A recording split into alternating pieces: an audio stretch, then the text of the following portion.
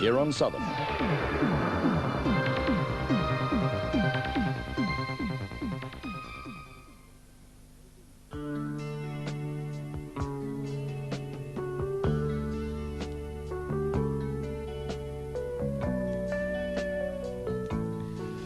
Hello, good evening. Since you're seeing me first, we'll assume that I'm doing the interviewing, but with me is Roger Royal, and a face very well known to people who watch at this time on a Southern television. But your hat this time, Roger, is the Save the Children Fund.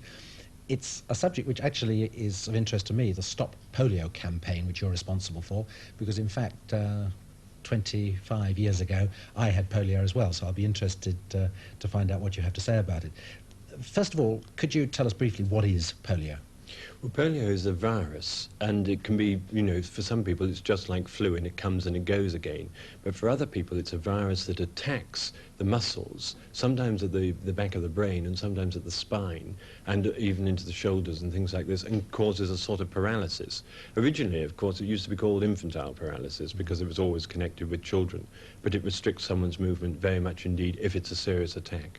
Is there a lot of it around in Britain at the moment? No, there's not, thank goodness. I mean, in the 50s there was a tremendous amount. I don't know quite when you got it, Nick. 1948, in fact. A good year.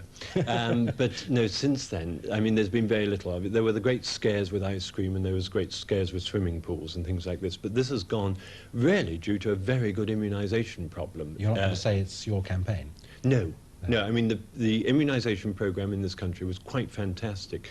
Our worry now in this country is because of the scares that came with whooping cough and measles and things like this, people stopped having their children immunised, and they stopped having them immunised against polio as well. And in some of the inner city areas, in fact, only half the children, or under half the children, have been immunised against polio. Now, it would be a scandal if in this country polio was to return. So that's part of your concern with this campaign, but the bulk of your concern, I gather, is abroad. Yes, we must get the education point across here, but obviously it's abroad, and we're starting off in 3 countries in Africa, in Swaziland, Malawi and Lesotho. And we're going into those countries, and in fact we've started these countries because we started the campaign in September of last year. And with the government's approval of those countries, with the idea that if we get the programme going, they'll take it over in 5 years, and then we can move on to somewhere else. What is this programme? Well, the programme is really trying to get the vaccine to the people, which is the difficult thing. First of all, because the polio vaccine itself is a fairly delicate vaccine. It's got to be kept very cold.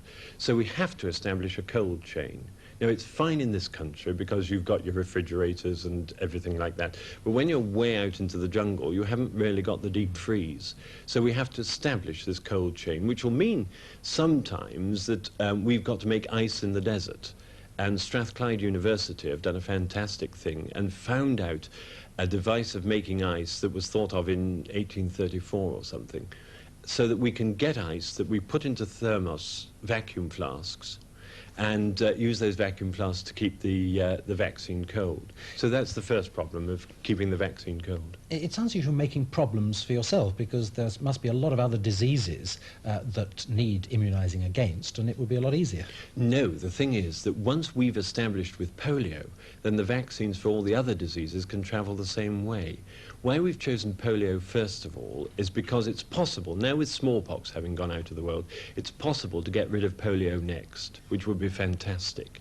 And then, having established this cold chain, it means that all the other vaccines for measles and TB and things like this can all travel the same way.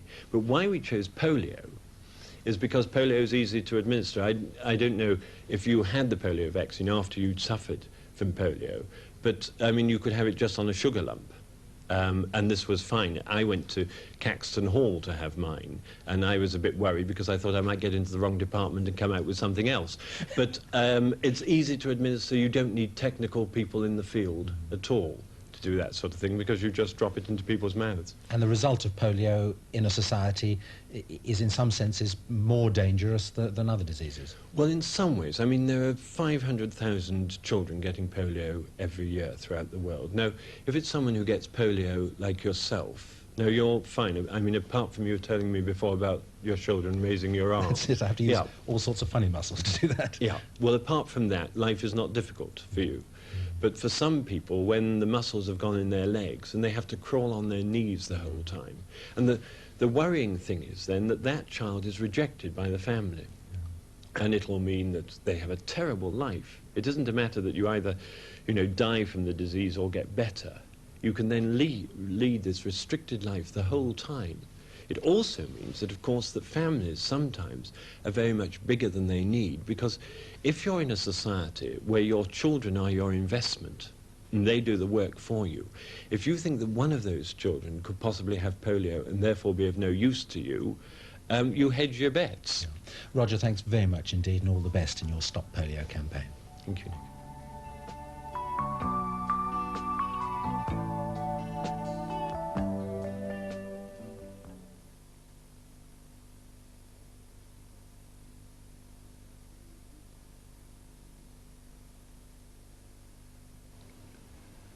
Love bade me welcome, yet my soul drew back, guilty of dust and sin.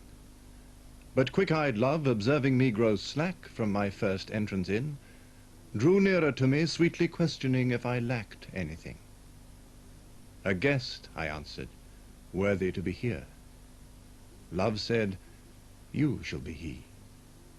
I, the unkind, ungrateful? Ah, my dear, I cannot look on thee. Love took my hand and smiling did reply, who made the eyes but I? Truth, Lord, but I have marred them. Let my shame go where it doth deserve. And know you not, says Love, who bore the blame? My dear, then I will serve.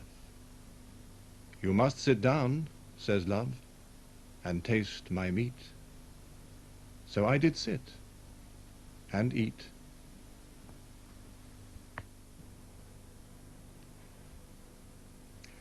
A poem by George Herbert called simply Love, to remind you that this is now St. Valentine's Day.